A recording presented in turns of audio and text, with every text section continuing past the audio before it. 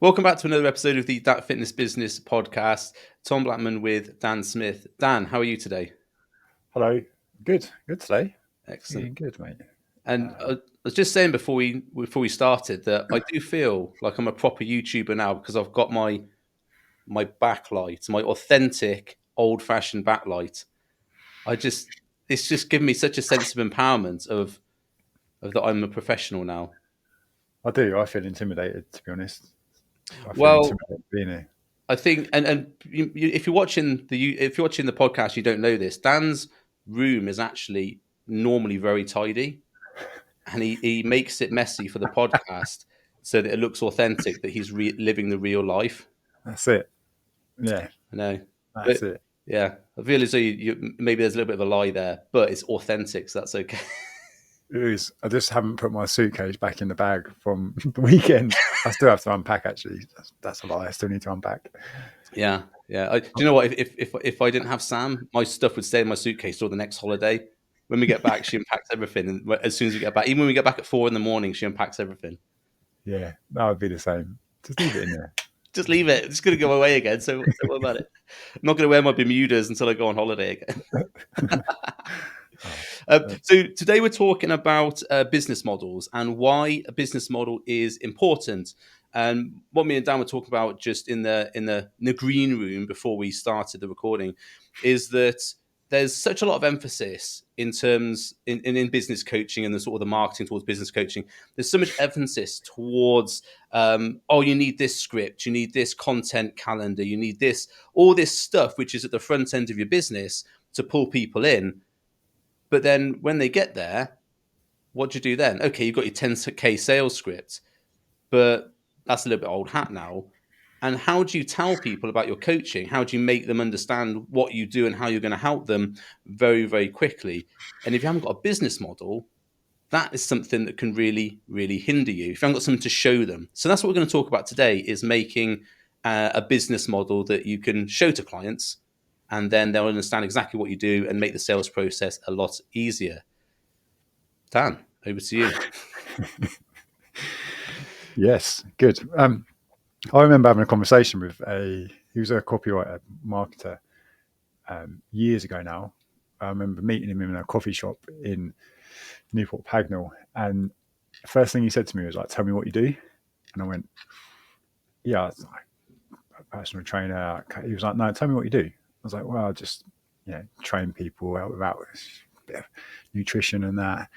He was like, you've got to know that I don't know what you do. You're trying to explain it to me. I know you know what you do, but Mm. and this was, I'm going back maybe like 12, 13 years ago. That's always stuck in my mind, that and I think it's important to get out before we get into like this, why this is important, because it taught me a massive lesson that unless you know clearly what you do and you can articulate that really concisely as well, then you're going to struggle with how you put that across in any other information.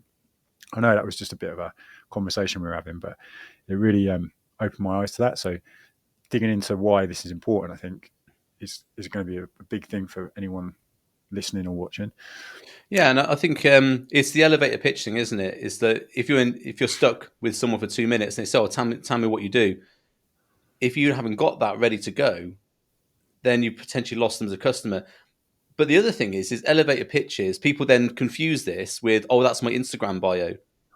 So it's like, "Oh, I help scale people to 10K or whatever it is." I help people lose fat and gain muscle without giving up pizza.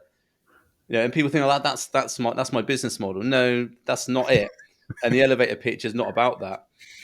Interestingly, when I did the Dent program, they have this whole thing about pitch because they're 5 principles. One of them is pitch, and they will say you always pitch in, and you get what you pitch for. So their elevator pitch was not like that. It was like it was a statement about what you do to create intrigue, and I think you've got to have that inside. It's got to be that intrigue of when you first start that first sentence, people have got to want to go, okay, that's interesting. How do you do that? Tell me more about that. Hmm. Whereas if you leave it with a full stop at the end, people go, oh, okay, can't wait for this elevator to get to the floor I'm at because that's just a bit awkward, isn't it? Yeah. Yeah, I've never really, obviously I know what an elevator pitch is. I've never really, it just feels a bit fucking shit to me. Do you know what I mean? It feels a bit like cheesy. I just feel like if I ever had to say something like that, I probably would gag in my mouth a little bit. But if you ask me to explain what it is I do, then that's different. I can tell you that. But like, you give me your best elevator pitch, like fuck off, man. Just like, Yeah, yeah. There's definitely the elevator pitch is not. They used to call it the social pitch, and the social pitch is what you do and how you get people results in a nutshell. yeah, But it was intended to lead, like like a headline on a copywriting. It's yeah, intended to lead you in it was intended to create conversations about yeah. what you do and everything else. Oh god, that bloody look at that thing! That thumbs up popped up. I'm just going to turn that off on my screen. That I thought I'd turn that off for everything, and it's still blooming popping up. Always at this, at the wrong time. Uh, so yeah, but the business model is not the elevator pitch. The business model is something you can show to people, and like a diagram, like a drawing, do you understand it, and they can understand it. In like you said, your chat with your guy, your copywriter guy, you know what you're doing, but trying to articulate that to someone you've never met, because as soon as someone says, "Tell me what you do," you've got a million things in your head that you do for people. Mm. And if you can't get that all into a coherent statement that people can understand very quickly, you're going to lose them as a potential customer. It's like I can't wait to get off this conversation. Oh, is that the time? It's got to go. Ah, thanks. It's been riveting. Well, go. Yeah, yeah. Cheers for the Got info. some paint to watch drying. Yeah. Um, No. but yeah, the model's more important, isn't it? Because it's your opportunity really to be able to showcase what you do that's different and specific to the audience, not just the same as everyone else. So for me, that's a really core factor in this, that that model is used in the right way so that you can use it through marketing and different channels, and then also in conversations. And then, like you say, like having just when someone inquires, it's really easy for you to go, oh, here's how it works. Here's the things that we do. But those things all tie into areas of that person's life that make sense. Mm. I think the easiest way for me to explain that was like, if your model is one-to-one check-ins, personalized training, personalized nutrition, 24-hour, 24/7 WhatsApp support. yeah, if you do that as well, then you're the same. What is the difference between you and everyone else out there? So There's no difference, is it? It's why content creation templates that are sold like for 90, well, £7, £97, whatever. People just copy them thinking they're going to work, but they don't. You've got to apply your own niche, your own flair to it, haven't you? yeah, yeah, and it makes your life easier. Right? It makes your life easier as a coach because you've got the model that fits perfectly with that audience and that person. And also, if you're going to market that through content, like you've got your own stuff. You're like, oh yeah, I do it this way. This is specific. I don't just do the same things as everyone else. That's what makes me different. And Mm. you know, the one thing that always comes up on calls with coaches is right when I ask about like, what is it unique about you? Like, and they're like, oh, there's nothing unique about me. I'm, I'm quite, I like detail, and I'm a bit, I don't know, I really care. I'm like, no, like the uniqueness can be this. Like it can be the way that the way the model works is your unique skill set and style. Mm. Um, so yeah, that's my bit. Dan, what's unique about you? What's unique about me? Yeah. Uh, Do you care? I do care. That's not the uniqueness. I'll tell you what's unique about me is I've got this innate skill to be able to understand just from kind of my wife hates it, just from like kind of the first few seconds of speaking to someone, like whether that person's really my person. Yeah, you're a red flag. You're a red flag spotter. I think that's from the years of doing that, right? I can Mm. instantly be like, I sent for you. Yeah, yeah. One message. Yeah. And it's annoying because, well, it's like, why don't you want to speak to me? I'm like, because I just know, like, they've got nothing to add to my life. They won't enhance my chi. Oh, that makes me sound horrible. But I just, yeah, I feel like there's you can pick up on these things sometimes. But Hmm. well, what's your uniqueness? Memes. I can see a meme in every story. I actually had to delete my meme of the Kate Middleton win with the Photoshop thing.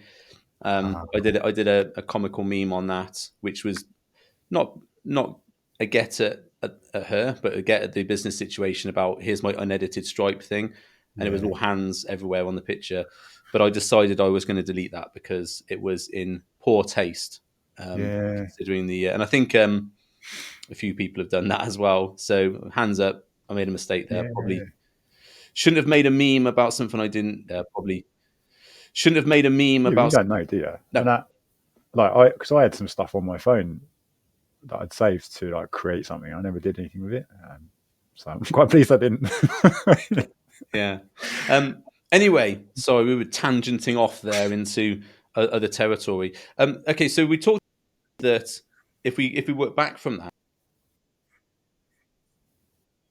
that, the most important thing to get right at the beginning is your niche and who you talk to and who you work with. Because if you don't know that, how can you identify the unique problems that your business solves and thus create a model around that? And I know we talked about niche before and how important that is, but I think maybe have 2 minutes talking about why like busy professionals and busy mums is not a niche. Is it not? That's what the internet tells me. Yeah, it's like coaches who haven't made 10K yet. That's not a niche.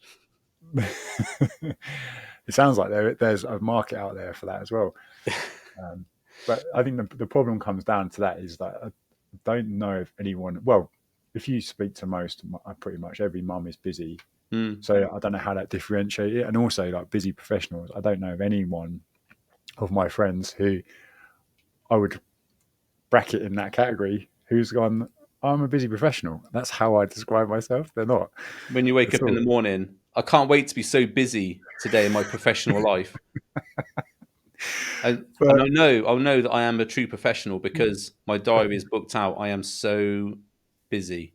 yeah, you're basing it off your preconceptions, right, of something that's not actually a thing. Mm, So you think, oh, because they're busy and they're in this professional role, they're either like really um, like go getters, action takers, or they've got loads of money that they're going to just throw at you for some reason. Like, so that's what you're assuming, yeah. but then you're not really speaking to them because the content you put out doesn't connect to them anyway. So um, going a little bit deeper on actually who you really are wanting to connect with is more important, and then build the business model around that. But Yeah, because the niche becomes the promise, doesn't it? So mm, the promise as in what you're going to get that person, then the niche is the problem they've got which they're trying to solve, and the promise is what you're going to give them with your coaching. So if you say I work with busy mums, what's your problem? Well, what's the problem you're going to solve? Make them unbusy? I don't know. See where that works. So yeah, it's got to be it's got to be a deeper point. What if you work with mums? Are they people who used to train? Are they people who have never trained? Are they people who they used to work out a lot and had a good idea about the nutrition, but now can't plan their time? yeah, It's what problem are you going to solve for them, and that yeah, becomes the model because the promise you're going to get them. That's the sort of the central focus. And then out from that is normally it's three or four main problems, isn't it? Normally three. Three is a nice, prime number. There's normally like three main problems that people face. Some coaches I work with have four, um, and then the solutions you're going to get around that. So yeah, what they're trying to get, what the problem's trying to get it, what the solutions, and then like we talked about earlier, there's the tools to get those solutions. So, for example, if someone let's so for example, one of the problems was unproductive. So They were doing unproductive workouts, and obviously the solution was to get them. Every workout is phenomenal. I can't remember what the exact wording was, but it's like that. Every workout builds muscle, and then the tool to do that was bodybuilding orientated, specific muscle building workouts. So you're going from what they want to get, the problem, the solution, and then the tool is how to do it. So that was one of the routes there. And when you've got that, people can very much see, okay, I've got that problem. I need to get that. And these things are going to help me solve it. I can see that now. It's the whole thing at a glance, isn't it? Yeah, because it's instantly recognizable to them and what things are going on in their life, isn't it? So, because if you, like we spoke about earlier, I would just, here's your weekly check-in, here's your program and things. It's like they can see the disconnect already because of what you just explained. When someone sees that, it gets instant buy-in as well, because they're like, oh, it confirms in their head that you are the right person for them. You are an expert. You do understand their problems because you've shown it to them here. Like, you can see it. So it goes further than just having a model that is shiny and looks good. I think the other thing to reiterate there is that people often talk about, oh, I've got an app, I've got recipe books, I've got all these things in my coaching, I've got weekly check-ins, whatever else. But that doesn't help people make a decision of how's that going to solve my problem. So I've got an app, okay, but having an app doesn't solve my problem.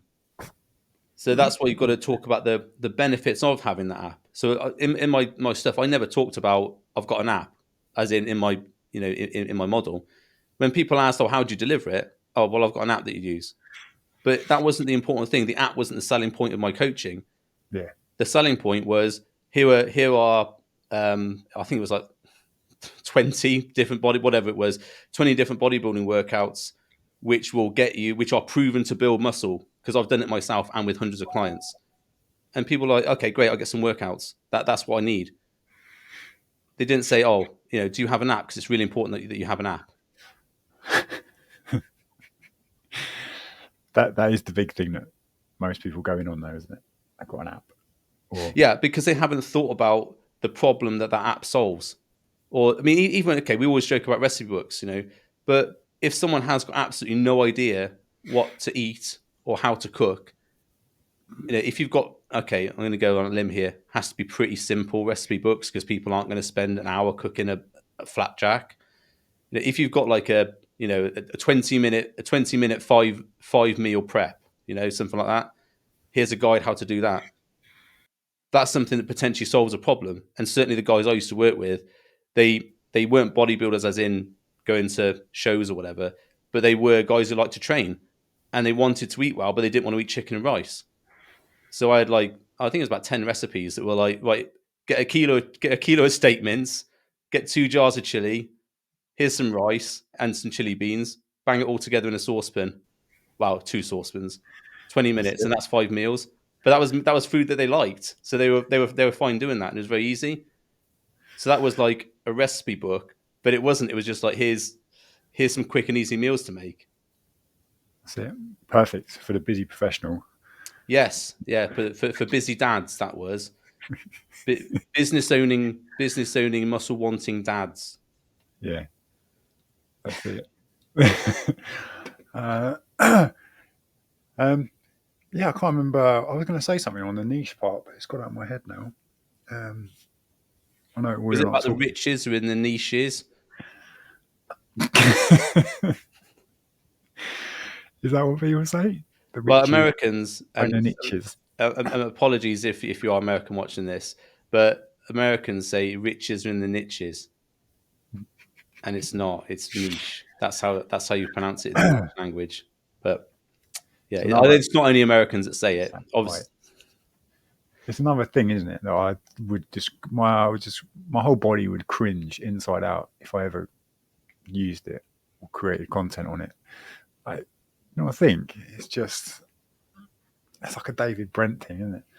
yeah, it is. It's and unfortunately, a lot of the stuff you see is like that sort of. It is like David Brent, isn't it? It's like really.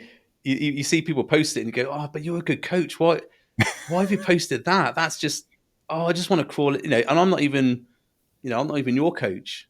But I No. want to crawl into a shower just reading that because I know you're a good coach who is posting that stuff, which is making potentially you look like a bit of a cliche person. Yeah, cheese. Yeah. Um, The no, it was. I think it was. Sorry, man. I've remembered. It was Go on. off the back of like your niche. This is again not really related to this, but I just thought it was cool because it come up, and I was digging around on stuff on niche when I did this talk, um, and your niche like years ago, you didn't decide your niche, like you were given it by the community. This is what I was reading. So like the elders in the village would go, "Oh, this is what you do because you're good with your hands and you can like carve things Oh, and you're help." talking about general, not like coaches. You're talking about this is the society, Yeah. Where it come human from? society. Yeah. But Okay. like now we have to figure out our own niche, and that's why it's so difficult because you don't know what it is. So for me, it was really I found it quite interesting, but it's probably not that interesting. No, but it is though, isn't it? That's actually quite relevant because when and you probably have these conversations as well. So and this is quite relevant to people who are in person PTs because you've got in Yeah. person, you've got online, and then there's hybrid, isn't it? Which is a blend of the both. Hmm. And when someone who is an in person PT and they're wanting to do some work online, sort of back up their income or whatever else, I've had a few of those clients and they say, and I say, well, okay, well, who do you work with? Who's the people you get results for? Oh, well, I work with everybody, and Yeah. that's the issue when you're in person, and you can be a very general niche when you're in person because you're seeing that person one to one. You can look at them training, you can look at them exercising, you can have detailed conversations. And I'm not saying you can't when you're online, but you can work with beginners and also advanced people when you're in person because you adapt the training because it's one to one coaching. You adapt the training to their needs, don't you? And it evolves over time. Whereas when you're, and I'm not saying you can't do this, but it's very difficult to work with complete beginners when you're an online coach because they're going to need real coaching on form, on routine, all those sorts of things that you would coach as an in person PT. So they have a problem when they're saying, well, I don't know what my niche is because I work with lots of people. So for me, I mean, I don't know how you deal with it. The solution for me is, well, who do you most enjoy doing your sessions with? You got a list of say 20 clients that come in this week. Who do you look at going, oh, just get the money and that'll be it? And who are the people that come in and you go, oh, I can't wait to chat to that guy and talk about his week and whatever else or her week, whatever. That's the person who is most likely going to be your niche because you really enjoy getting results for that person. Hmm. I don't know. What's Yeah. your thoughts on that? Yeah. Similar approach, just in terms of if there isn't really clarity there, then figuring out who you really enjoy working with makes sense. But other ways of figuring it out where just if you create content anyway, just to start creating content around certain things, and you will naturally start to figure out like where you're pitching that stuff, and that can be quite a hard one because if you just don't know where to start with content, then Mm. you're stuck anyway. But a lot of times it can come from like, and this again was something that I was reading when I was doing this research, was it comes from like past trauma. So like any past things that have happened, normally then you're in that position where you're working with people who are a little bit further back, going through similar stuff. So if you don't know, you're not sure in your niche, then think about potentially where you were 5, 6, 7 years ago and do that. But yeah, it was interesting Yeah, getting into that. that makes a lot of sense as well. Because say if you've been overweight and lost weight, it would be you can relate your story, can't you, to Yeah, the situation? That makes total sense, completely. yeah.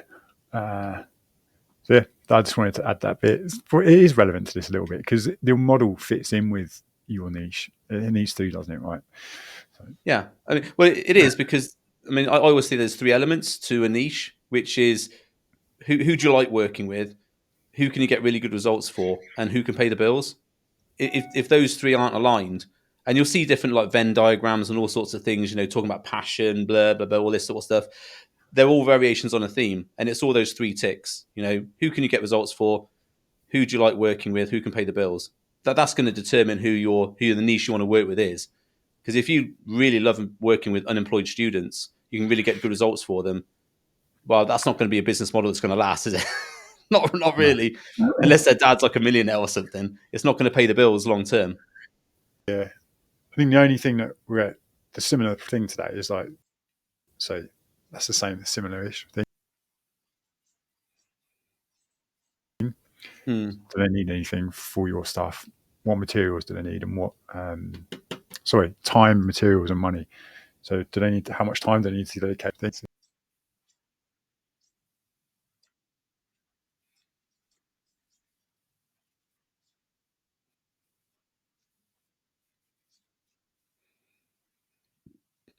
Yeah, exactly. So that's going into sort of red carpeting, isn't it? So I have I have red carpeting and red flags. I used to have red carpet and black carpet, but then I sort of think, well, that's a bit doesn't work, does it? So red carpet and red flags. So I always create a list, like so it's people I want to work with, people I don't want to work with. So red flags, vegans, CrossFitters, carnivore diet people, all those sorts of extreme things, and on the red carpet is obviously people, whatever, must go to a gym or have access to that sort of thing, must be able to train for an hour 4 times a week, and that simple process. Because even if you don't know who the three ticks are, if you just write out a list of red flags, red carpet, you'll get a really quite quickly you'll get a list of people who you want to work with. So, say for example, red flags, they're over 60 because your stuff, you don't relate to them, you don't want to work with them. Hmm. I don't want to work with anybody under 25 because it just doesn't work. All those Yeah, things, and you'll build up quite quickly an idea of your niche. And most of the times I've done this exercise with people, it's going to be people who they're already working with and are getting results for, but they haven't really seen it. yeah, that's it. Um, but then you'll also be able to feed that into this model, Yeah, because then you'll know more. How do these solutions fit those people's problems, and then that's what's going to connect. So it all kind of goes full circle when you're yeah. thinking about it. And Uh, there's two ways to construct a business model. Well, the way I look at it anyway, there's the linear approach. So the three problems are you solve this problem first, then this problem, then this problem, and then they reach the solution. So say if you've got your see it in a ring, my stuff's in a ring like a donut. So say if you had that ring, solution one, two, and three, and you open that out and stretched it out, that would show a timeline of how you're going to solve that problem. Yeah, yeah, yeah. Or there's the three parallel solution. So it's like, well, while we're doing this, we're also doing this, and we're also doing this. So, for example, with physique, you're not gonna solve their food first, and then do their training, and then hit their consistency. Those three things will be running in tandem at the same time. You'd be working on their training, working on their nutrition, working on um, their consistency at the same time, wouldn't you? All the same mm, time. yeah, But in business coaching, and so the stuff I do is first identify the clients, then build a product. But you would also do that in tandem.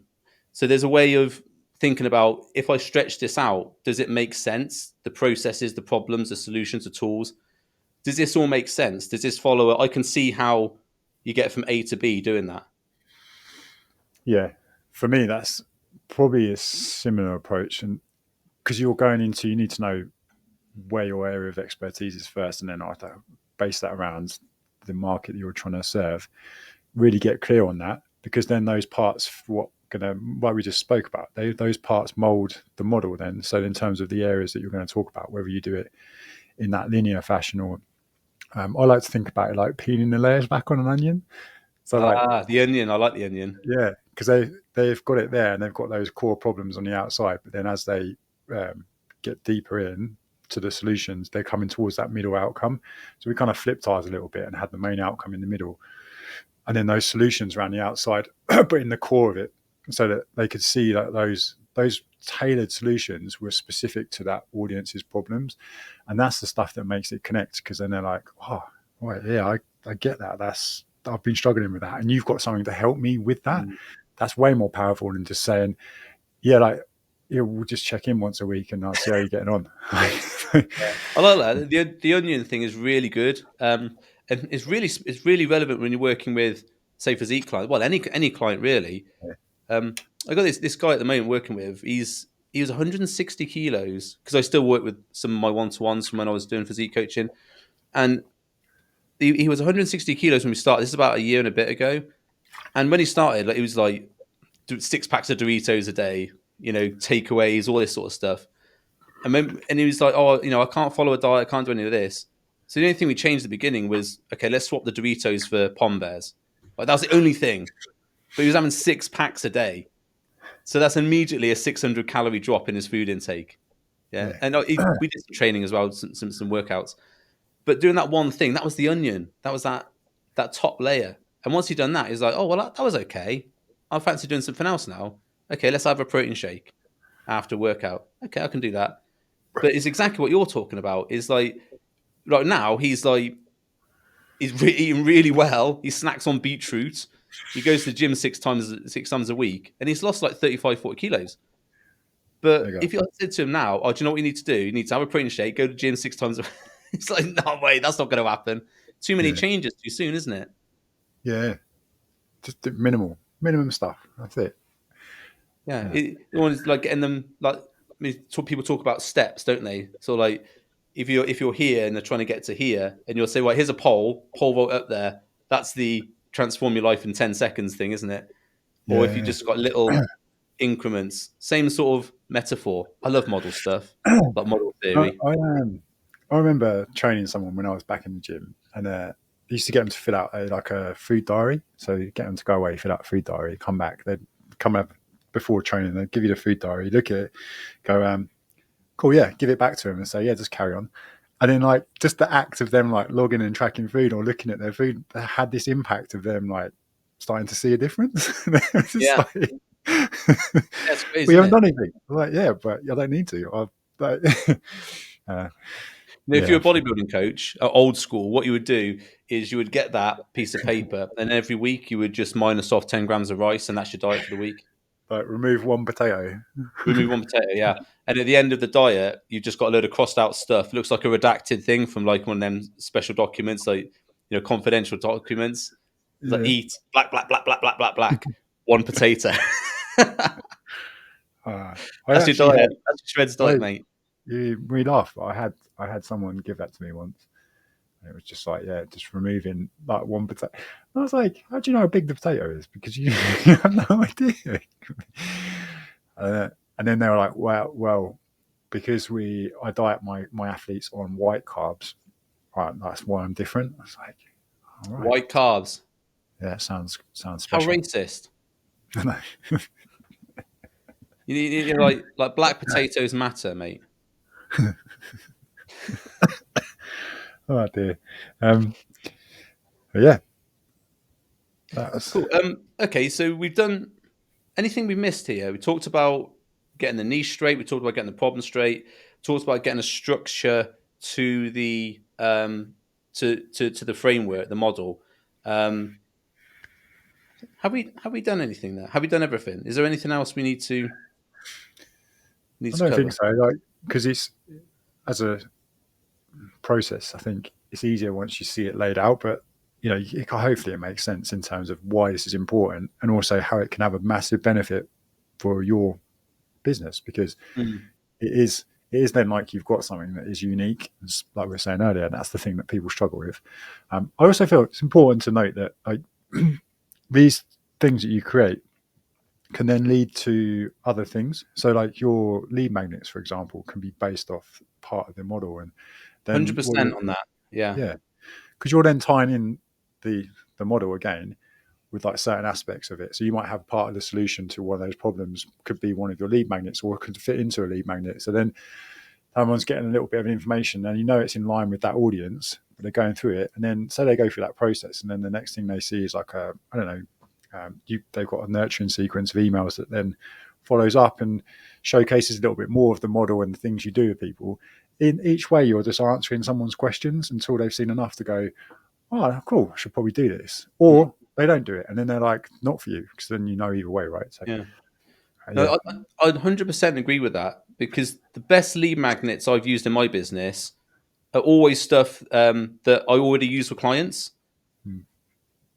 and it just makes sense to me. It's like, when people are like, "Oh, I'm racking my brains. What can I create which is going to pull people into my business?" And you're like, "Well, you've got stuff you already work with people. You can just take that and adapt it for the people who aren't in your business, because if they're your ideal clients, they're going to find that really useful." Yeah, And and then they've seen a bit of your business that actually works. It obviously gets them some small results because it works with existing clients, and they're going to go, "That was great. I'd like more about your coaching, please." yeah, Or you could just give them a recipe book. yeah. If your business is recipes, or I don't know, maybe. Yeah, Uh, but yeah, I think that solves. You can see how that solves another problem there for coaches, because lead magnets are that thing that, oh, I don't know what to create for a lead magnet. I'm like, well, why don't you do this thing first, and then we can use parts of that for your lead magnet. It's easy. yeah. I Yeah, mean, an easy way to analogize that. So we talked earlier about the workouts and the bodybuilding workouts and everything else. I used to have a lead magnet which was called Vitamin T, Vitamin T for testosterone.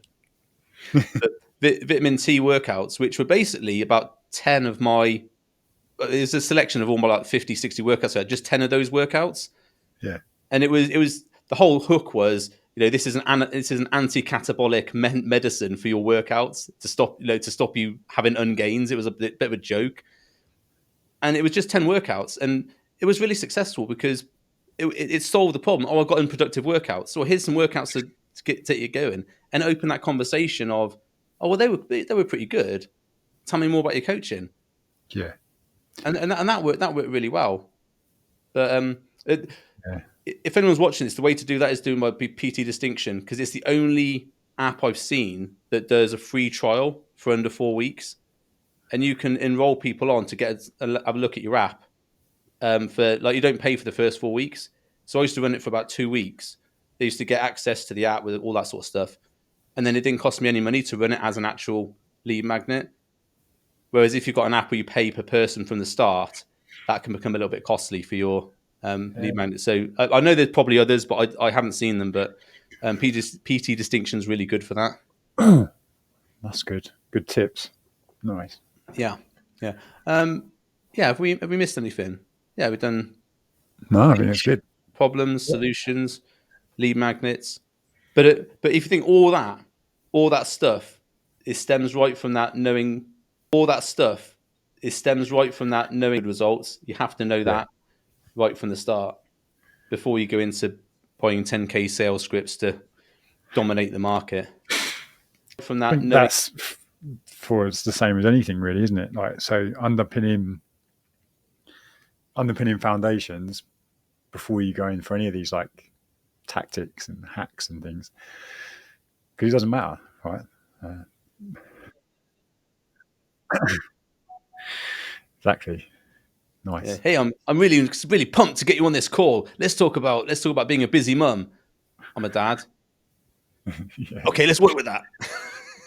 I was Do you seeing really some like ads. being a dad? Do you want to be a mum instead? I can get you to be mum.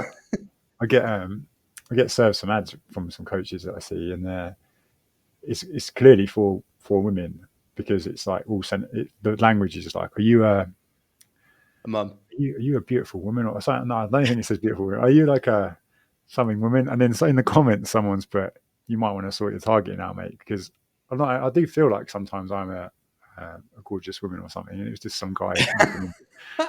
Like, it's not a hard thing, is it? Just select women Women on the thing, only, yeah. stick it. Yeah. Oh dear. Anyway, God, you've got to be inclusive in your marketing now, mate. If yeah, people aren't a woman, they might want to be, and you can help them with that. yeah. Maybe don't want to like generalize. So yeah, Cool. Okay, great, Dan. That was awesome. I think we've done some really good stuff there, and I do feel more empowered in my light. So that was a really good experience for me. I feel as though the energy is radiating through me. You should get a yeah. light. Just put it randomly at the back there where your tripod is. Attach it Right. to your tripod. I don't know. I think I'll leave you to I'll send it. you one in the post as a gift. Great. Okay. Anybody, thanks for watching, and we will see you on the next one. Dan, see you next time. Bye.